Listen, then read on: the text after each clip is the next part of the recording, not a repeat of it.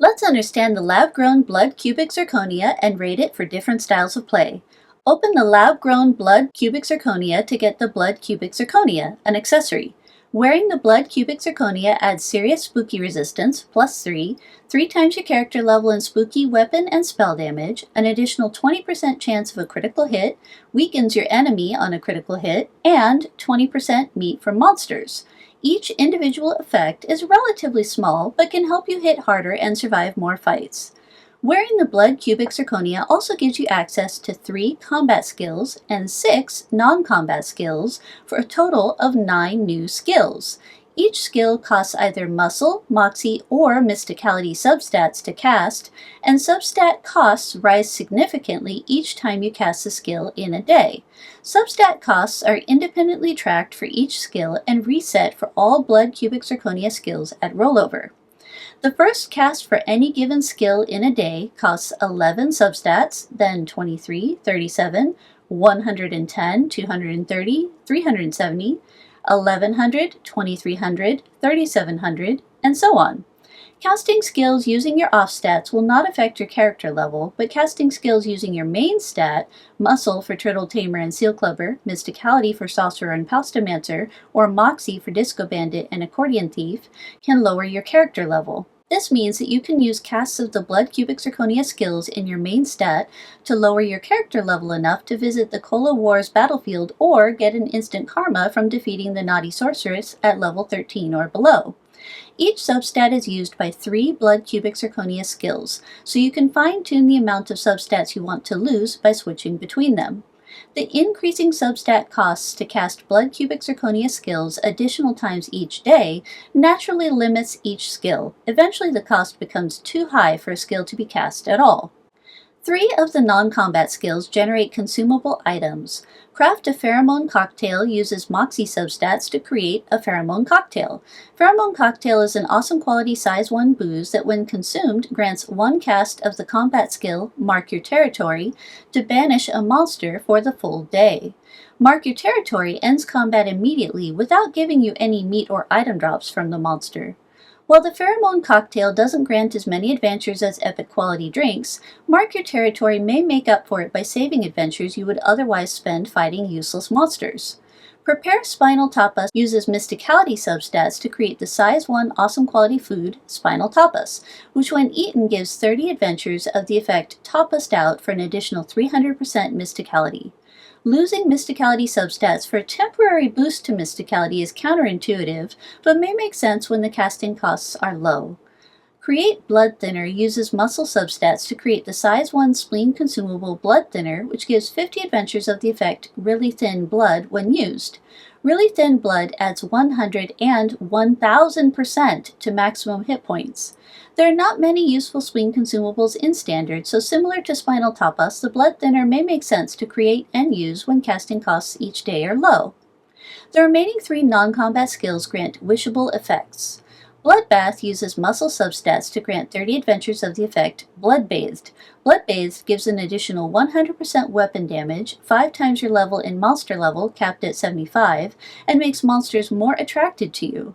Bloodbathed is fabulous for council quests that can be completed faster at higher monster levels, such as fighting a swarm of ghoul whelps in the Crypt or oil cartels on Oil Peak.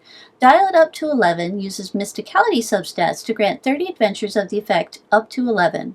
Up to 11 adds 111% to mysticality and spell damage, and makes all spells stagger your foe. Additional mysticality makes your spells hit harder, then the spell damage itself is increased, and every spell cast stops your foe from attacking, unless the stagger fails, so up to 11 can help you defeat much stronger enemies. Sweat Equity uses moxie substats to grant 30 adventures of the effect Sweat Equity for an additional 40% meat from monsters. This is less than the 50% additional meat from monsters from wearing the Mr. Store hat, Apriling band helmet, or the Clan VIP room accessory, Feather Boa, but can be helpful to complete the Nun's side quest on the Mysterious Island more quickly. Saving the best for last, let's look at the blood cubic zirconia's 3 combat skills. Blood Geyser uses muscle substats to stun your enemy for all 30 rounds of your fight. This may be helpful to defeat otherwise heavy-hitting monsters. Sweat Bullets uses Moxie substats to immediately defeat non-boss monsters without using an adventure. You receive item drops and substats from the fight as usual, though only a maximum of 1,000 meat.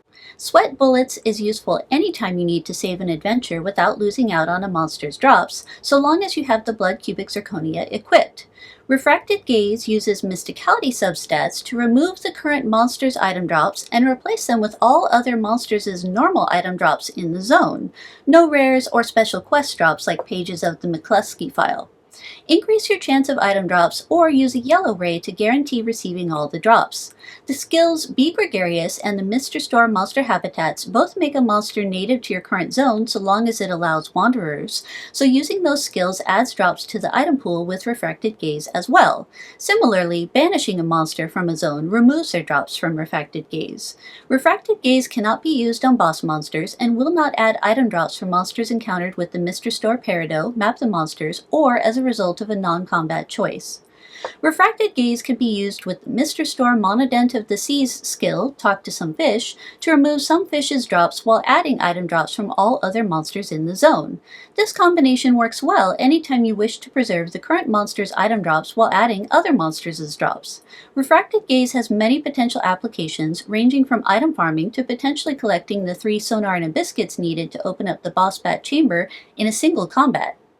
So how does the lab-grown Blood Cubic Zirconia measure up? Its skills are powerful, with effects that give big boosts to stats, weapon, and spell damage, along with increasing potential item drops and the ability to turn most fights into free combats. Accessory item slots can be tricky to juggle though, with 9 Mr. Store accessories in Standard, not counting other useful or necessary accessories like the Congressional Medal of Insanity or Talisman and Amsalat.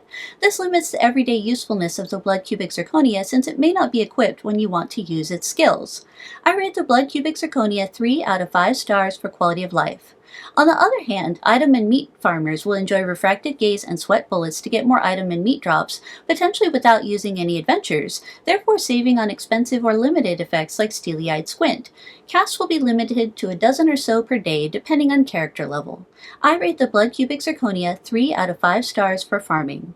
Effects like Blood Bathed help with PvP minigames such as Maul Power, while Sweat Bullets can help you make progress on combat-based minis without using up valuable effects. I rate the Blood Cubic Zirconia 2 out of 5 stars for PvP. Sweat Bullets saves adventures directly, while Refracted Gaze has the potential to save many adventures otherwise spent tracking down item drops from multiple monsters. The Pheromone Cocktail's All-Day Banish helps you fight more of the monsters you want, and the Blood Bathed effect's high monster level lets you clear Oil Peak and the Defiled Cranny more quickly. I rate the lab-grown Blood Cubic Zirconia 5 out of 5 stars for speedruns. I hope this helps you decide if you should pick one up.